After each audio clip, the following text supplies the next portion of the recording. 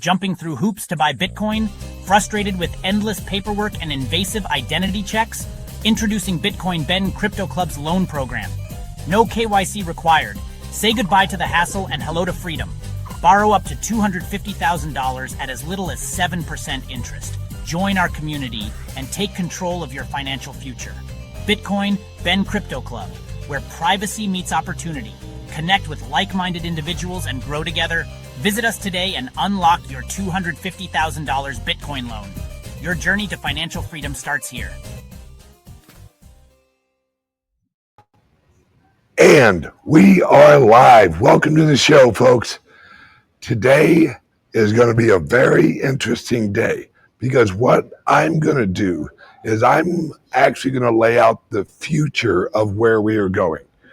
And as we go, you're going to see the larger picture because I have to include, oddly enough, you guys know me, so you'll get it, ancient Chinese philosophy and how it leads into Bitcoin.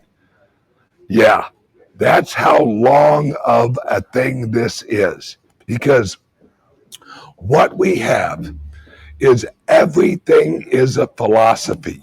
Everything is an idea. Everything is a system that we have through evolution of thinking has evolved into technology and systems in technology that advance human want in the most efficient way. Humans run off of efficiency and want. Now, want has several different forms. We have greed, we have love, we have envy. Those are all want. Those are all wrapped up in what we want. Those are emotions of want. And what we do as humans is we actually take that want and we want it as efficiently as possible. So let me wrap in ancient Chinese philosophy. All right. We've all heard, well, maybe not all of us, but a lot of us have heard of Confucius. All right. Confucius is an old Chinese philosopher, and he came up with the philosophy of Confucianism. I know that sounds weird, but just work with me on this. In early China, there was Confucianism. There was actually something called Taoism, which is a spiritual self-improvement ism. Then the one that no one ever talks about, but is so relevant, is actually, and it was called this in China, legalism. Why do you think China has so many Lees? I'll tie it all together. Legalism and Confucian led to what we call now civilization. Civilization, we have to break that word down. All right, civil. That just means we all like each other, right? That just means we act in a certain relationship to each other. Let's break down civil. What is a sieve? A sieve is how you filter out something. When you sieve something, you shake it, you agitate it, you sieve it out. Like gold, when you actually mine gold. Well, a civilization is a combination of Confucianism and legalism as a system on top of each other sieves out humans. Right? This is how we filter out through human experience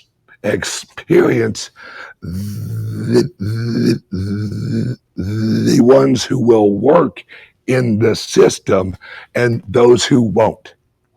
Those who work in the system, as we use Confucius and legalism, we rub those together because Confucius is a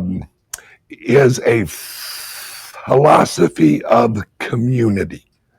That's what Confucianism is. And those who actually don't align with the consensus of the community are actually filtered out. That's why we call them confused, because they are the confused elements of society who have dropped to the lower level of society, and society has to actually deal with how do we handle the unproductive, the confused of the society. Well, we had a split. This is many moons ago.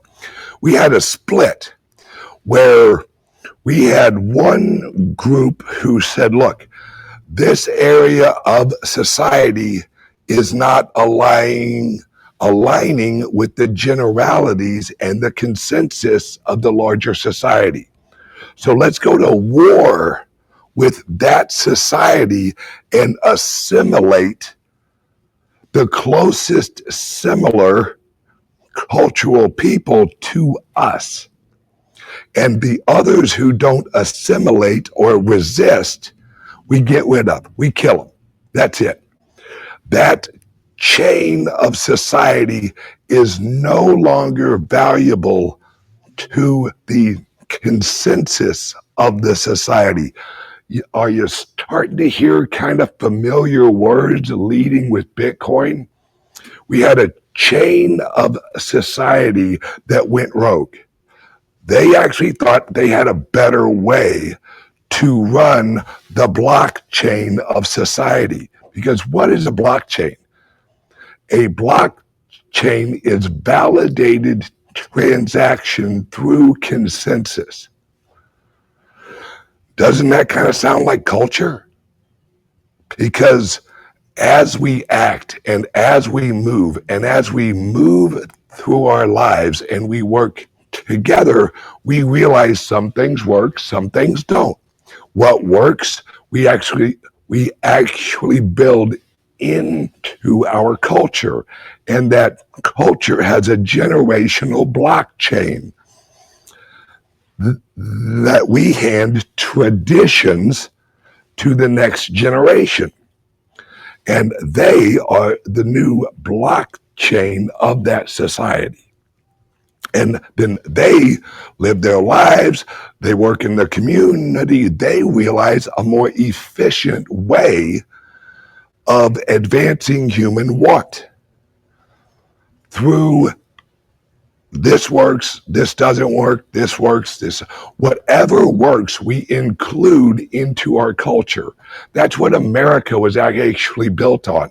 That's why we had New York, we had Alabama, we had New Jersey, we had Connecticut, we had Florida, because they were all separate cultures, but we set it up so each culture could learn from the other cultures and then take their ideas and implement it into the overall culture that grew the U.S. so quickly.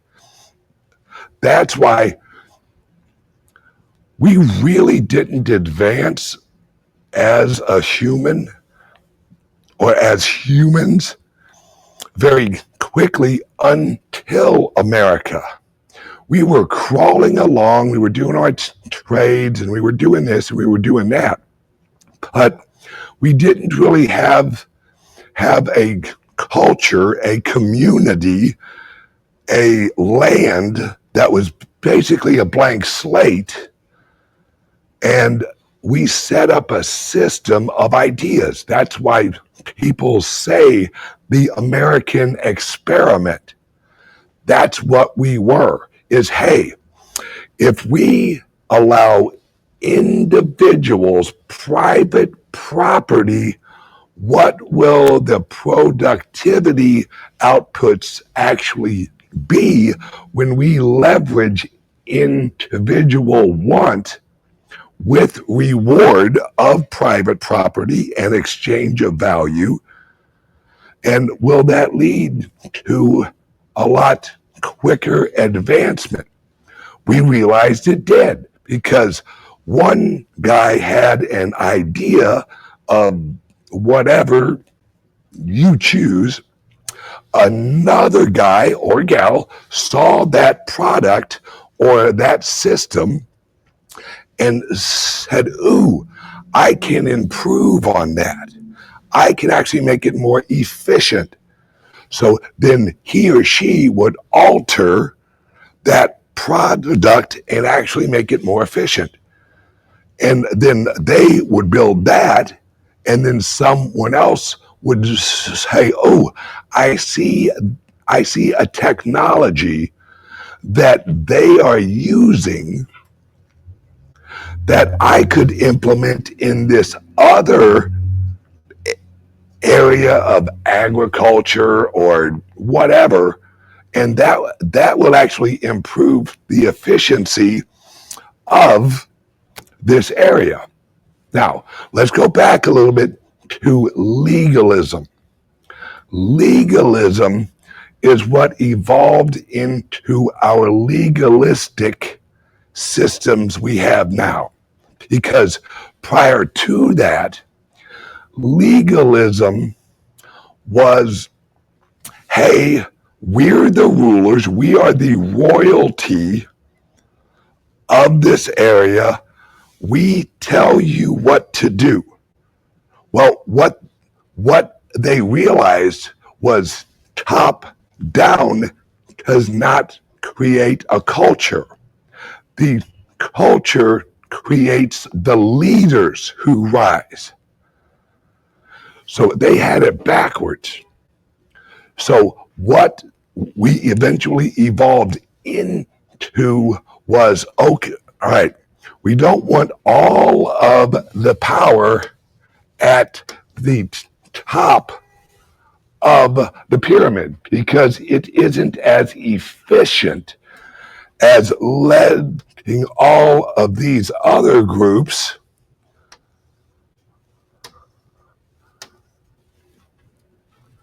this group here using the legal and the Confucius.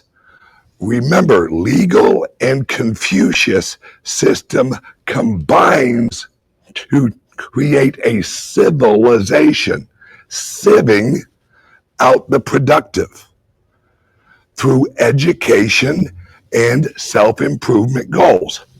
So the civilization is, like I've said in the past, it's a legal structure. When I say legal structure, it's a legal structure of general rules. Well, if your general rules are up here, it's only his or her priorities that are the law. We're actually down here and as you look at this, don't look at it as useless, a little less useless, a little more useful, a little more useful, a little more useful. Then we get up to the king. There's a larger group in here, all right? Because this area here, and this is what no one ever explains, this area here actually includes this guy, because this is the societal level right here.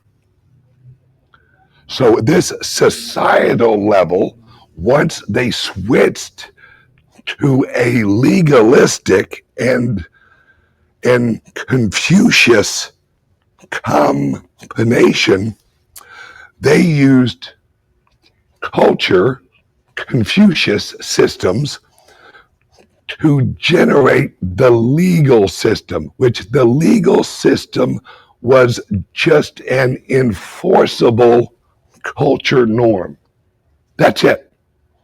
It was a consensus that created the legal code, sound a little bit like Bitcoin, legal code that would have to actually be held with using enforcement like punishment and jail and exile and all of, because what they were doing was they were creating a civilization.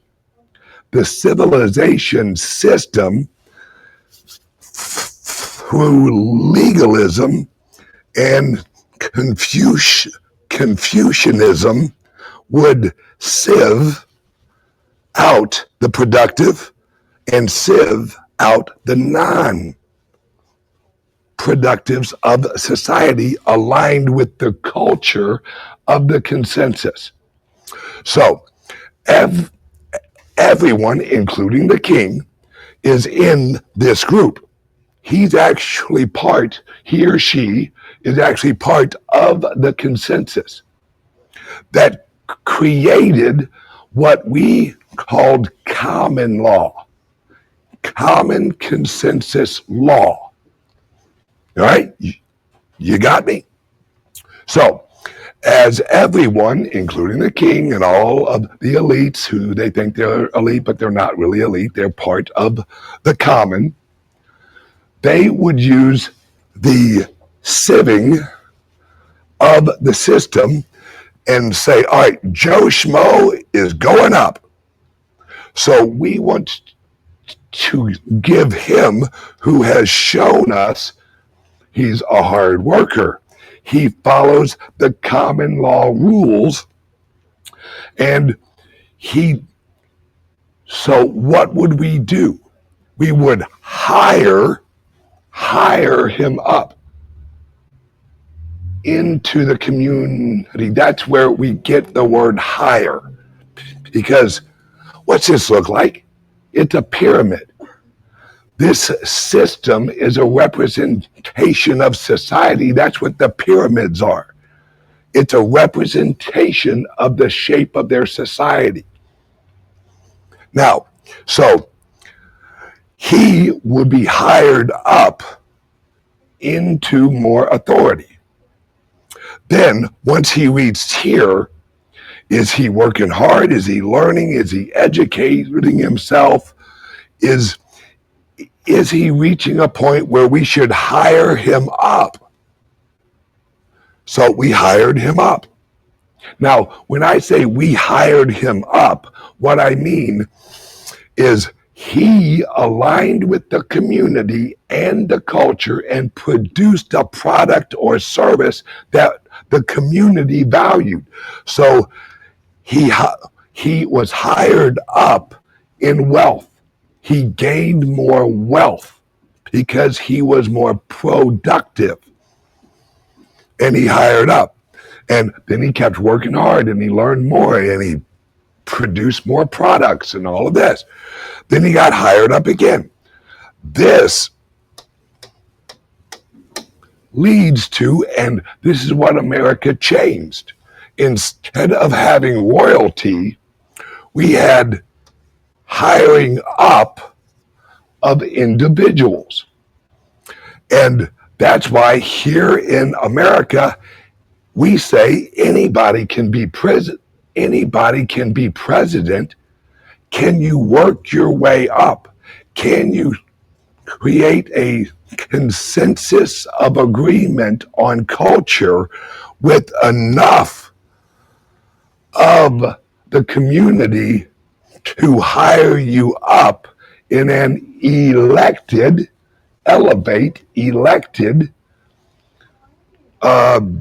election? Well, as you do that, as you elevate these people up, they sometimes, let's be honest, they start to think that they are our rulers. Like, hey, I'm so smart that I elevated myself into society, and now I'm up with the elites, or shall, for those in the know, elites. All right, that's a whole different show. Now, once they've risen up, because you have to remember, in each of these areas, there's competition for that next higher up. So now what we have, and in each level we have people who will cheat. We have people who will send, let's call it a non-valid transaction, also known as a lie. So they lie their way up, right? Or they do other actions. Camilla, or whatever the hell her name was, Harris, she did other things in order to work her way up. All right. And so then once a lot of people reach this level, all right, they have actually been corrupted in their hirings up. Now, this shows you kind of what happened with Trump. All right. Trump was here. Right? This is Trump. He's successful, he's very profitable, but he hasn't used, and I'm not going to say he's an angel, but he hasn't used the level, I wouldn't even say corruption, more, he used influence of incentives to raise himself up. Hey, I'll actually take this land and I'll build a high rise, which will give it more value, which means New York City will have a higher property value near this area because it's a higher valued building. You know, he'd add value. That's what he did. Well, when Trump was elected, he said, fuck all this bullshit. This is the swamp. So he went around that and said, you know what? I'm actually going to receive enough of the consensus of the community because I will share what I feel, what I believe, what I'm seeing, and I'll see if there's a consensus of ideas.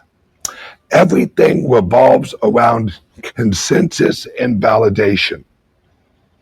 And in order to have an accurate consensus and validation, you have to have a ledger of record for what works, what doesn't work. Does this work? Put it up. Here's our ledger. Let's put this on there. That works. So then once that single block of validated transactional ideas, then we hash it into the blockchain of our community. We say that's a good idea. Let's include that in our common law structure and our community structure. Remember, community is generational blocks of shit we have proved in the past works. Right? Husband, wife, children, grandchildren, such and such and such and such and such and such, man, woman, child. This is how we organize it. This is how we set it all up. Well, what has happened is sometime between early 200s and the like 900 AD. This system, or this early system, was corrupted, and we no longer looked at this as a consensus. We reverted to kinghood or elites. Well, what happened then is they created money. They created paper money and exchange of value systems. Well, the issue with that is for a long time, everyone had completely different money. You had Chinese money, which early on in China was shells. Well, no one in Italy is going to value a fucking shell off of an island off of China. It was like, great, that's a shell. That's really neat looking. So the globe unified under gold and metals. That's where our initial store of value through Copper Age, Iron Age, the Bronze Age, each of those ages were utilizing the utility of a new metal through alkalism, alkali something. You know what the hell I'm talking about. All right. So as we created a more productive use of each of the metals, we started to realize, we got this gold shit here. It's too soft. We can't use it for a sword. But I'll tell you what, there ain't much of it. Every time we're actually pulling out ore, we get a little bit of this gold shit with it. So then, and this was all over the place, people were learning about gold and then realizing the utility of a common, very valuable metal. And that's what the elites would accumulate. Gold, copper, silver, all of the base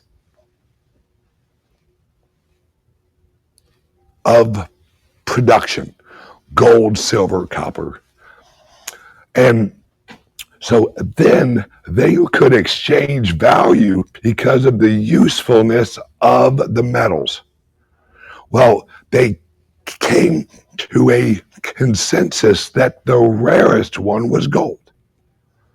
So they said, we will value gold and we will implement it into our society as a rarity, special. That's why you get your friends and your family and people like that gold, because it's rare, which is you culturally saying, I value you. I take this rare metal and I give it to you because it's rare and valuable. I'm in a way saying you're rare and valuable. And so once the globe, and really guys, if I explained all of it to you, we'd be here for 3 weeks. And I'm trying to jump over and link it all.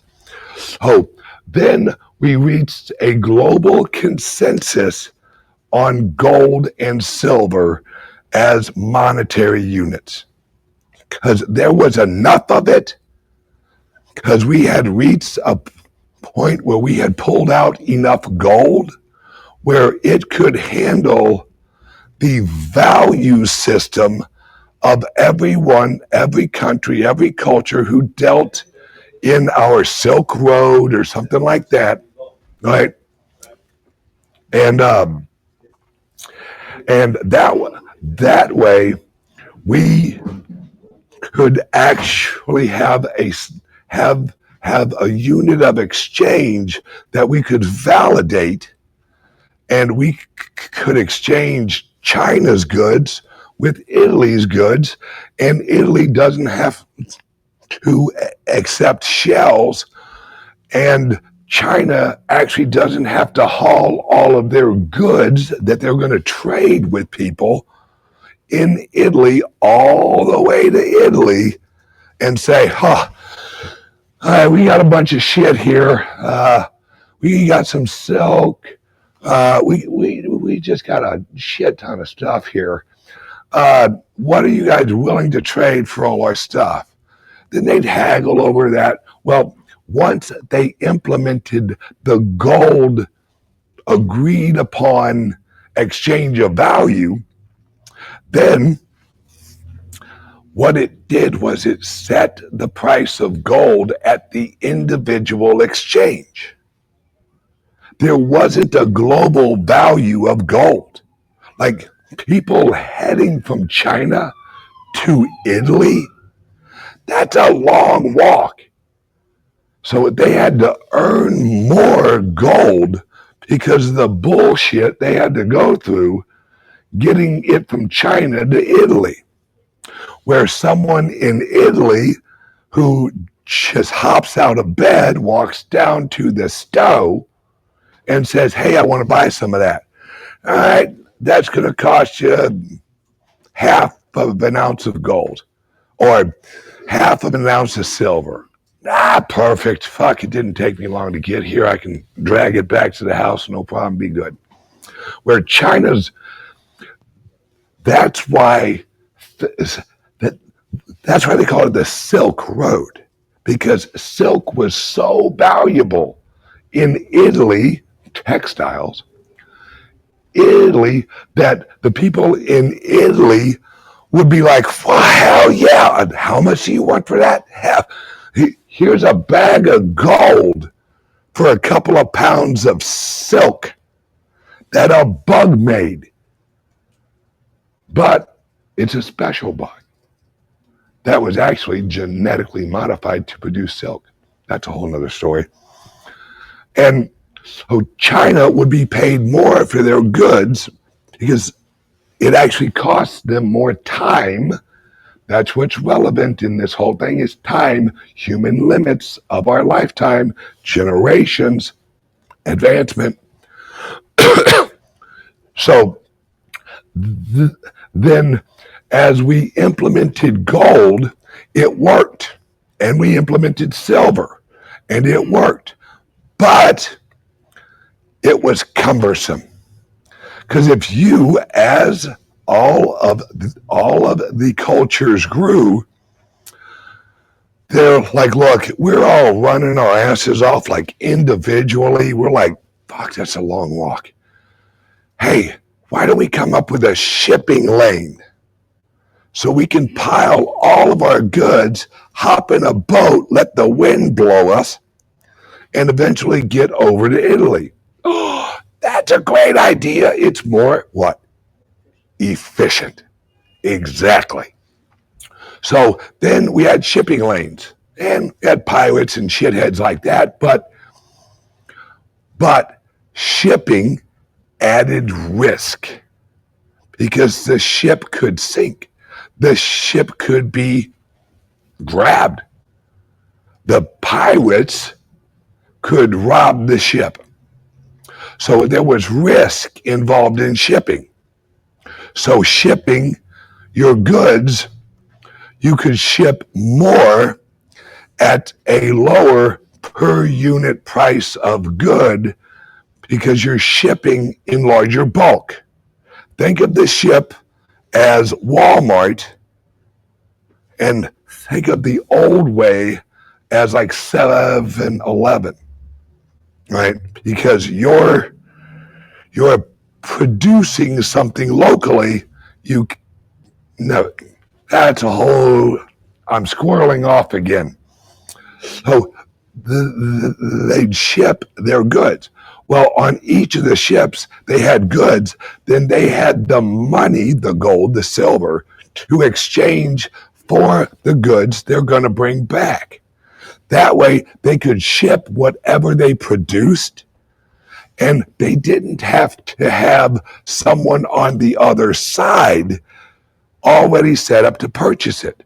They could take their goods, go to a marketplace, which was usually near the pier, and they would sell their goods at that marketplace at the value of that community, how much it valued your product. That's why silk had a higher price in America than it did in Italy, because longer to get there, more cost. You're holding the product longer. With silk, you have to have it set up in a certain way so it doesn't decay, all this stuff. Well, this is an exchange of value. And for years, we used gold, we used silver, and shit worked out great. Now, we're moving into a place where most of the exchange of value is digital. How many people have your credit card on Amazon and you say, oh, shit, I didn't know how much I wanted those pink rabbit slippers until I saw them. I must have those pink rabbit slippers next day. You click a button. That exchange is the equivalent of the old days of having someone from China or Taiwan or wherever ship you an individual order of pink rabbit slippers. The cost of transmission of value is lesser. Right now, because you're using your credit card, it's about 3%.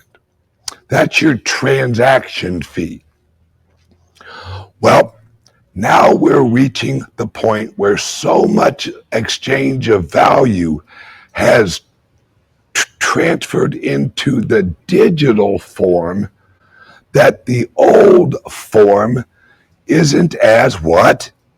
Efficient.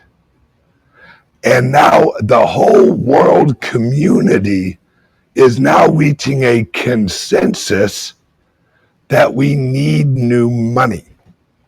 Plus, our old systems were just a patch. The Federal Reserve System, it was designed to actually be a system that would actually degrade over time the money. Well, now we have this thing called the Bitcoin, which is a store of value. Now, I know there's a lot of people watching this show who are like, Bitcoin only. Sorry, guys, that's not how this works. Because we are not in a revolution of the Bitcoin. We're a niche of it. We are a niche of this larger revolution into technological advancement at a rapid pace. Because now everything moves at the speed of light.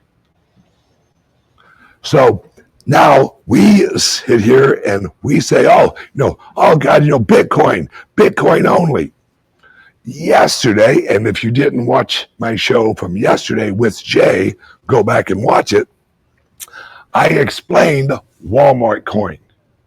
I explained Costco coin. Well, all of our maximalist friends are going to go, I want a whole Walmart coin. Yeah, well, you ain't the whole fucking world, idiot. All right.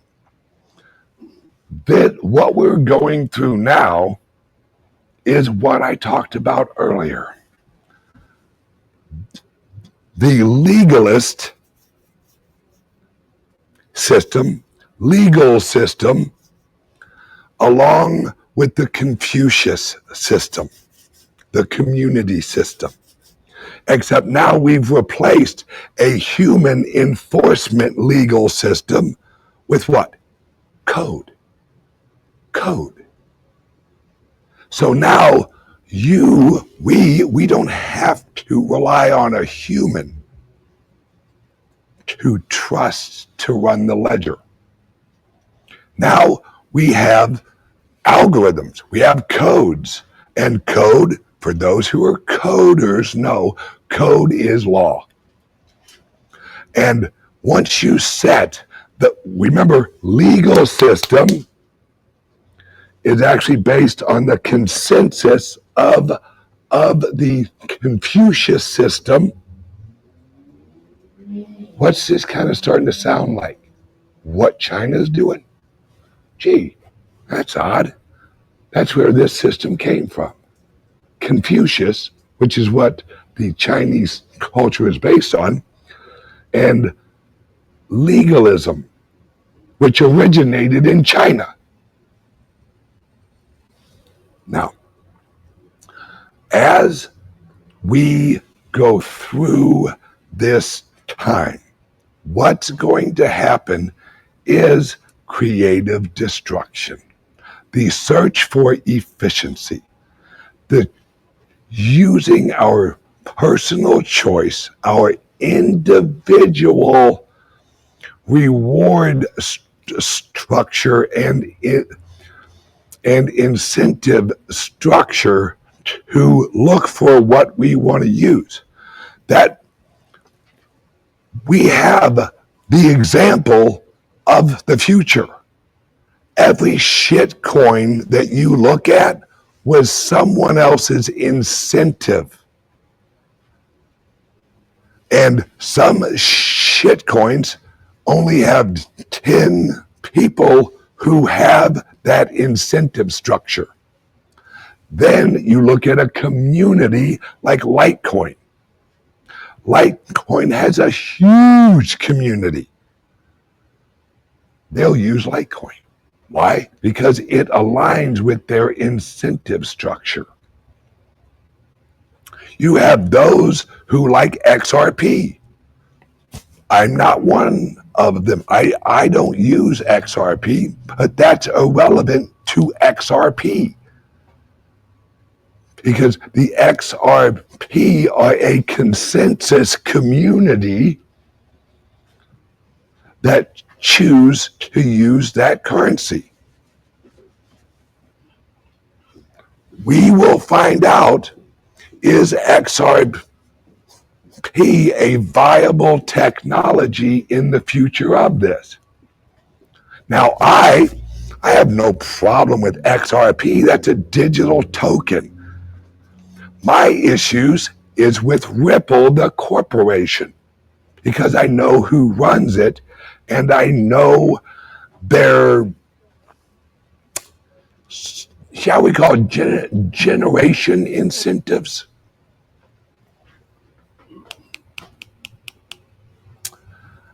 I'll wrap this up, guys.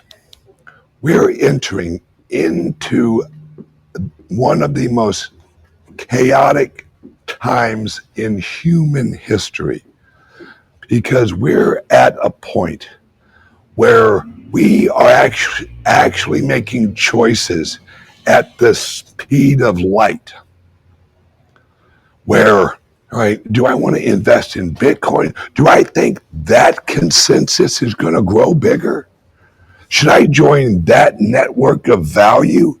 Are others going to join that network of value? What are the incentives of the Bitcoin? A lot of us like it because it's a fully decentralized, honest launch, proof of work, which means you have a floor of energy cost that holds up the whole network. And others say, nope, Ripple, XRP, it's faster. Well, so is jumping from a fucking plane without a parachute. Just my analysis. We are going to figure out What do we like more? Do we like Litecoin? Do we like XRP? Do we like Bitcoin? And here's the key. There's no winner. There's never, in the whole history of humans, there's never been a winner. Because there's humans, and humans have opinions. Humans have culture. Humans have priorities and incentives. As long as you have two humans, you'll have conflict.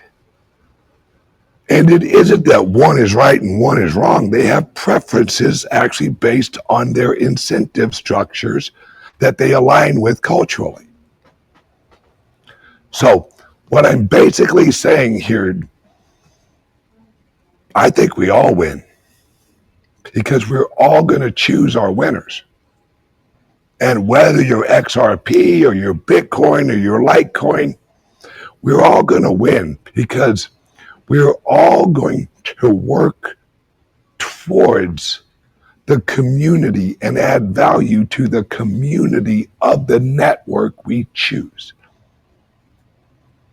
And that's the future we have at us right now. That's what we're going through right now, is a complete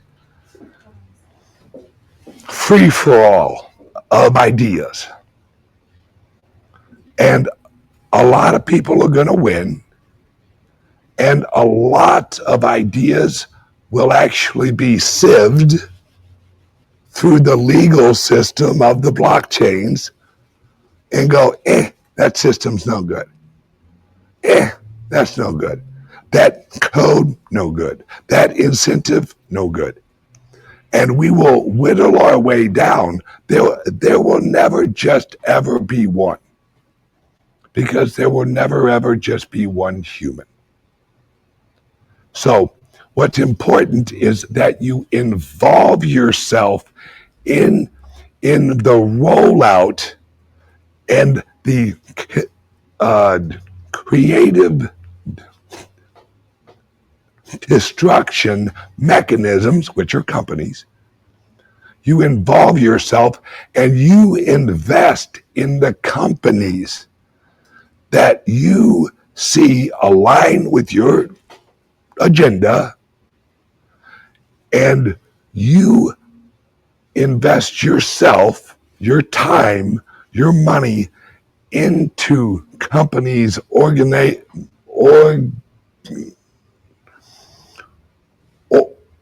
organizations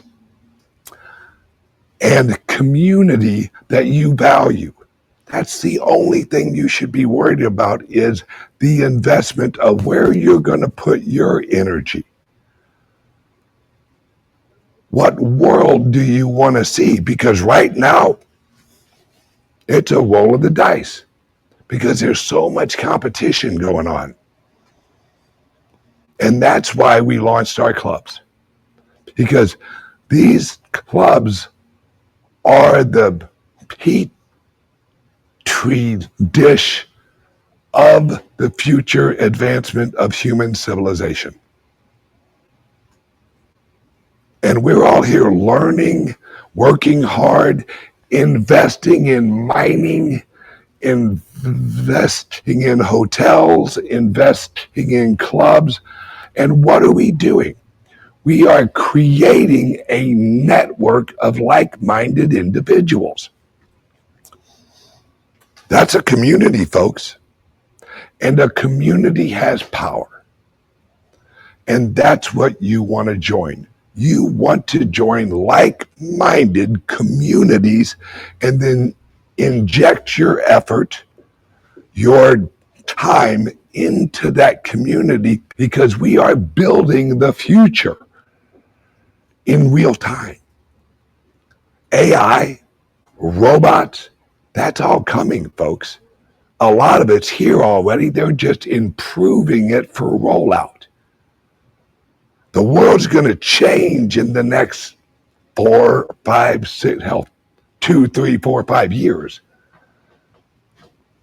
And as it changes, we choose the changes. if we have created a community that has enough influence to alter the evolution of this future with things we align with. That's why I and Jay and our organization, it's why we're involved in politics. Everyone's like, oh, Ben, politics, God, I don't want to deal with politics. You know what? I don't either. But we have to replace the old politicians and the old mindset, the old systems with this new true verification systems. That's why Trump and the federal government announced, hey, we're going to put all of our recording information on the blockchain. They're changing systems from human verified information into code verified information through validation.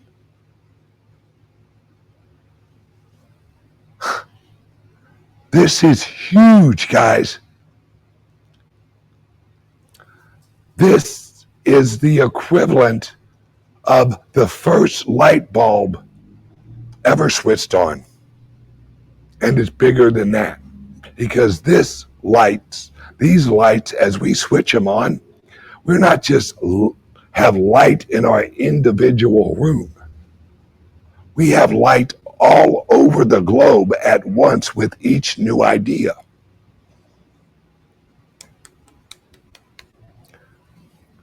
I'm going to leave you with this. This is the most beautiful and relevant time in human history, because for the first time, we have the technology to actually form a consensus globally at once. And that global consensus will move us forward, because we're going to choose our store of value. And that store of value, as we evolve through this, priorities are going to change.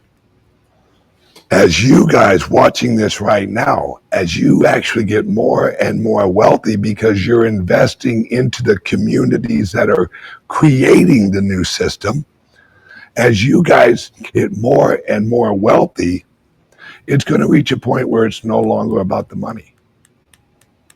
Because it never was about the money. What it was actually about was your culture, your incentive structure, what you believe in, who you are. That's the real value. Now we're just learning who's in our network and who we want to exchange with. All right, everyone, let me wrap this up real quick. Here at our clubs, we offer loans to purchase Bitcoin. I highly recommend you give us a call today, 941-413-6920, because you're not just actually buying Bitcoin, you are actually purchasing the building blocks of the future system. How much influence do you want in the future? Because the more you buy today, the more influence you have in the future. If you want to change the world, change the money and change your money. Give us a call, 941-413-6920. Shut this off and give us a call. Now, the number is scrolling right down here. Love you guys, and I will see you guys on Friday, tomorrow, We'll have Jay here. I'll see you guys on Friday. Love you guys. Woo! Tired of jumping through hoops to buy Bitcoin? Frustrated with endless paperwork and invasive identity checks? Introducing Bitcoin Ben Crypto Club's loan program. No KYC required. Say goodbye to the hassle and hello to freedom. Borrow up to $250,000 at as little as 7% interest. Join our community and take control of your financial future. Bitcoin Ben Crypto Club, where privacy meets opportunity. Connect with like-minded individuals and grow together. Visit us today and unlock your $250,000 Bitcoin loan. Your journey to financial freedom starts here.